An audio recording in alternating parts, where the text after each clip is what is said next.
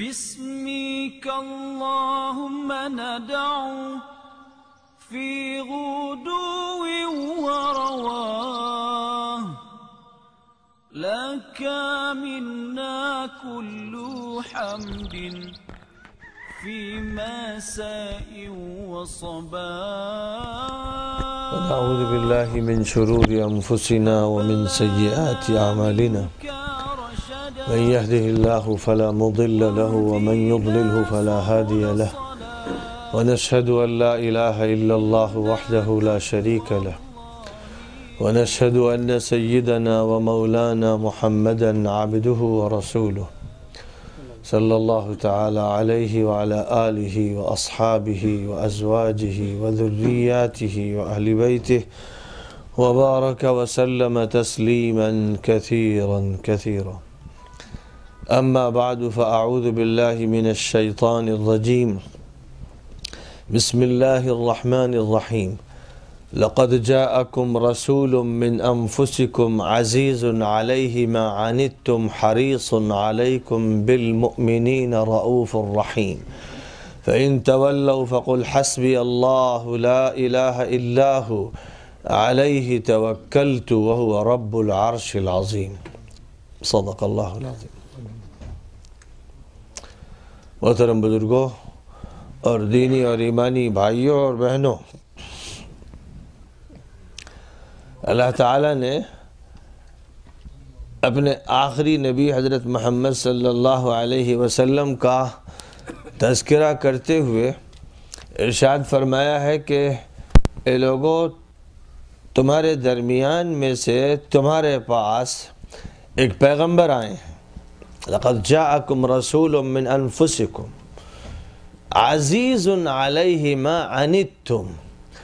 تمہاری مشقت اور تکلیف ان پر بڑی گراں گزرتی ہے، ان کے لیے یہ بات بڑی سخت ہے کہ تمہیں مصیبت لاحق ہو، تم پریشانی میں پڑو. حریص علیکم،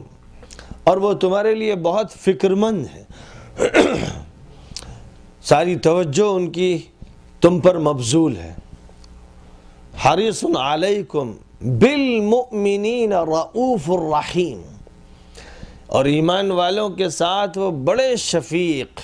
بہت ہی رحم دل ہیں. فَإِن تَوَلَّوْا فَقُلْ حَسْبِيَ اللَّهُ لَا إِلَهَ إِلَّا هُوَ. اے نبی، باوجود اس کے کہ آپ ان کی خیر خواہی کے لیے برپا کیے گئے ہیں، اگر یہ منہ پھیریں، بات نہ سنیں، توجہ نہ کریں، تو آپ کہیے کہ حسبی اللہ، بس اللہ میرے لیے کافی ہے. لا الہ الا ہو، اللہ کے علاوہ کوئی معبود نہیں. علیہ توکلت، میں نے اسی پر بھروسہ کیا. وہو رب العرش العظیم، اور وہ عرش عظیم کا مالک ہے. نبی اکرم صلی اللہ علیہ وسلم کا تعارف کرایا گیا ہے، یہ بتایا گیا ہے کہ وہ ہمیں میں سے ہیں، انسانوں میں سے اللہ تعالیٰ نے ان کا انتخاب فرمایا. آسمان سے کسی فرشتے کو نہیں اتارا گیا، کسی اور جنس کے کسی شخص کو یا کسی ذات کو لا کر نہیں کھڑا کر دیا گیا. ایسے شخص کا انتخاب فرمایا گیا کہ جس کی اقتداء ہو سکے، جس کا اتباع ہو سکے، جس کے نمونے اور اسوے پر عمل کیا جا سکے، جو انسانی زندگی کی دشواریوں سے، مشقتوں سے، نشیب سے، فراز سے واقف ہو، اور انسانی مشکلات کو حل کرنے کے لیے جس کو برپا کیا گیا ہو، جس کا کام یہ ہو کہ انسانوں کی بیڑیوں کو، ہتھ کڑیوں کو، طوق و سلاسل کو توڑ کے رکھ دے.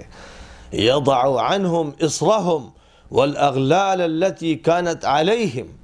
جس پیغمبر کی بعثت اس لیے ہوئی ہے کہ لوگوں کو آزادی دی جائے، جس پیغمبر کا کام یہ ہے کہ وہ انسانوں کو طرح طرح کے جنجال سے، لوگوں کی زیادتیوں سے، ظلم سے نکالے، جس پیغمبر کو اس لیے برپا کیا گیا کہ مظلوم آبادیوں کے اوپر سے ظلم کو ہٹائے، عورتوں کو عزت دے، غلاموں کی حقیقت کو لوگوں کے سامنے رکھے، حاکم اور محکوم کے درمیان صحیح رابطے کو واضح فرمائے، عدل و انصاف کے نظام کو واضح بھی کرے اور قائم کرے اور برپا کرے، اور اپنے اوپر اپنی سوسائٹی پر اس کو نافذ کرے، وہ رحمت کو عام کرے، رحم دلی کو، ہمدردی کو، مساوات کو، مواسات کو، غمخواری کو لوگوں کے درمیان بانٹے، جس کا کام یہ ہو کہ وہ لوگوں کو ہر بات ضرورت کی سکھائے، لوگوں کو سکھائے کہ کیسے وہ صاف ستھرے رہیں، کیسے وہ پاک ہوں، کیسے پاک باز ہوں، کیسے اپنے مالک کو پہچانیں، کیسے اس سے رابطہ کریں، کیسے اس کو منائیں، کیسے دعا کریں، کیسے عبادت انجام دیں۔ جو یہ سمجھائے کہ نفس کو پاک کرنے کے طریقے کیا ہیں، ذہن کو صحیح فکر دینے کا راستہ کیا ہے، جو یہ بتائے کہ انسان کا قلب کیسے اچھا ہوتا ہے، جو یہ سمجھائے کہ روح انسانی کیسے بلندیوں تک پہنچتی ہے، جو انسانوں کو یہ بتائے کہ ان کے درمیان کس طرح سے تعاون ہونا چاہیے، مالدار کو غریب کی مدد کس طرح کرنی چاہیے، بے سہارا کو سہارا کیسے دینا چاہیے، جو ایک طرف اللہ سے رابطہ بھی بندوں کا قائم کرے اور ایک طرف بندوں کا بندوں سے تعلق بھی قائم کرے، جو ہمدردی کو عام کرے اور یہ لازم کر دے کہ ہر آدمی جس کے پاس اتنا پیسہ ہو کہ اس کی ضرورت سے فاضل ہو، سال بھر رہتا ہو تو 2.5 روپے فی سینکڑا وہ اس میں سے لوگوں کو دے، غریبوں کی مدد کرے، مسکینوں کی فکر کرے، اس کو فرض جانے، اور جو یہ بتائے کہ اس کے ساتھ ساتھ نفلی صدقات اور خیرات کا راستہ کھلا ہوا ہے، جتنا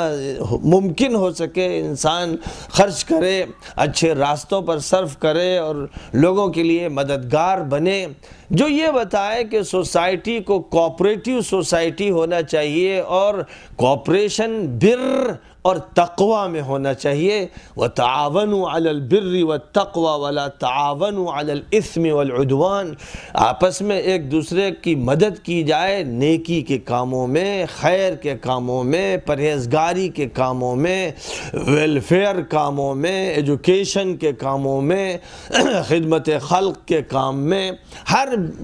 خوبی میں، ہر نیکی میں لوگ ایک دوسرے کے معاون بن جائیں اور گناہ کی ہر بات سے گریزاں ہوں، ذاتی سے ہاتھ اپنا الگ رکھیں، کسی دوسرے کے لیے کبھی بھی کسی برائی میں شریک نہ ہوں، مددگار نہ بنیں،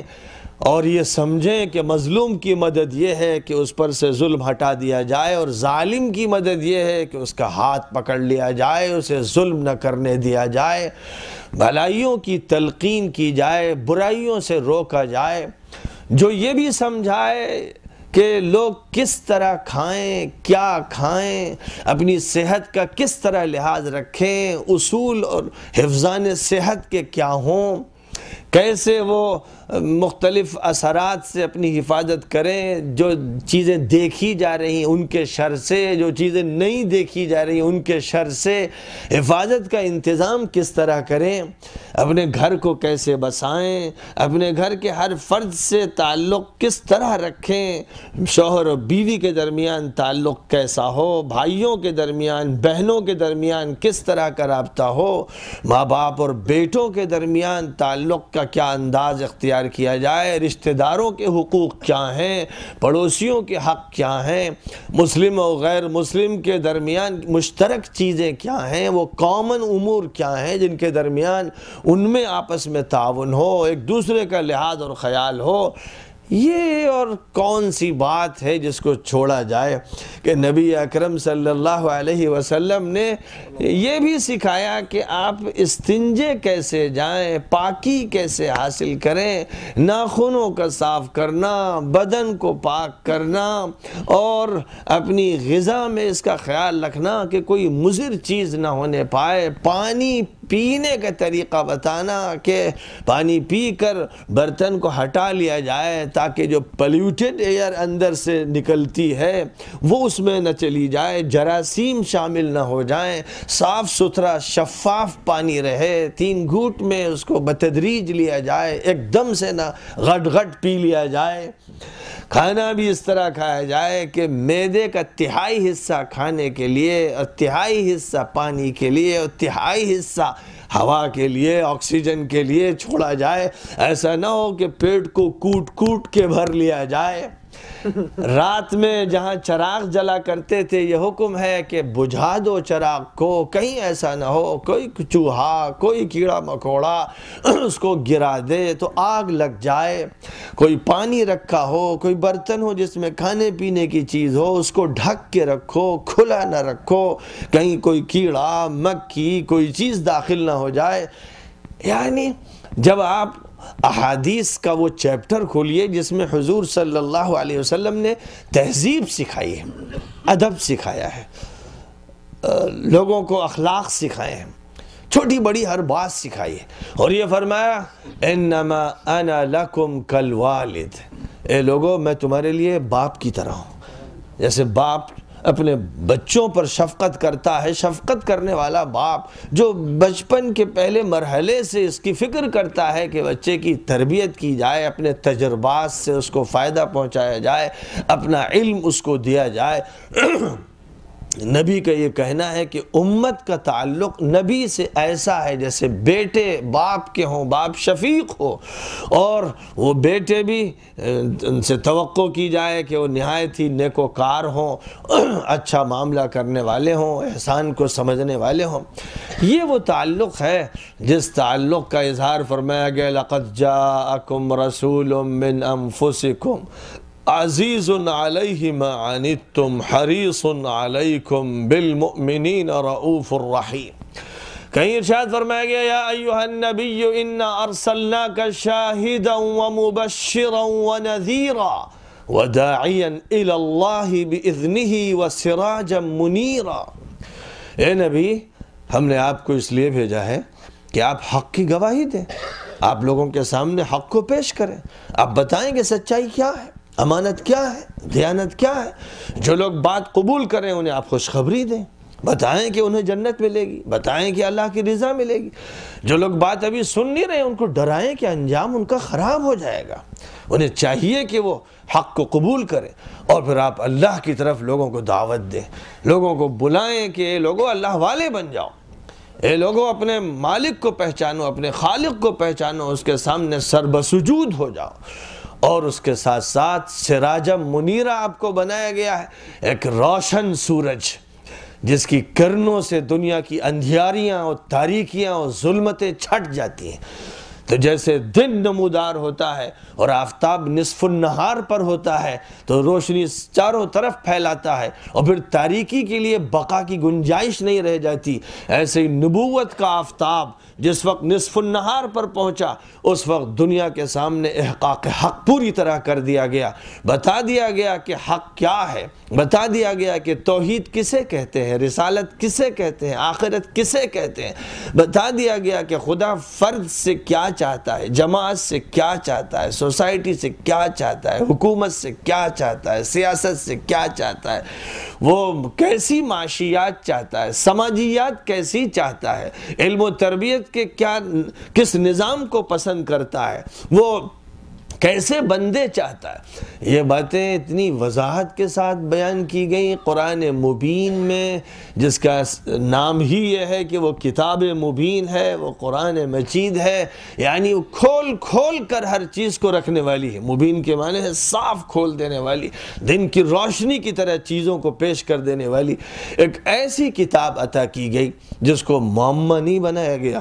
جو پیچیدہ فلسفوں کا جھمگھٹا نہیں ہے، کوئی مجموعہ نہیں ہے، ایک ایسی کتاب ہے جو بڑے سے بڑے عقل مند کو بھی مخاطب کرتی ہے اور معمولی صلاحیت رکھنے والے انسان کو بھی مخاطب کرتی ہے، وہ بڑے بڑے کیپٹل کے رہنے والوں کو بھی مخاطب کرتی ہے اور دیہات کے کسانوں اور مزدوروں کو بھی مخاطب کرتی ہے۔ جس کتاب کا کمال یہ ہے کہ تمام انسانی طبقوں کو وہ سمیٹ کے رکھ دیتی ہے اور ہر مشکل کا حل پیش کرتی ہے۔ ما فرطنا فی الکتاب من شیء، ہم نے اس کتاب میں کوئی کمی نہیں چھوڑی۔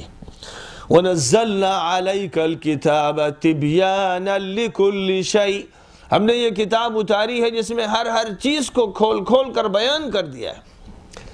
ہر مسئلے کو واضح کر دیا ہے، اور پھر اس کی تفصیلات زبان نبوت نے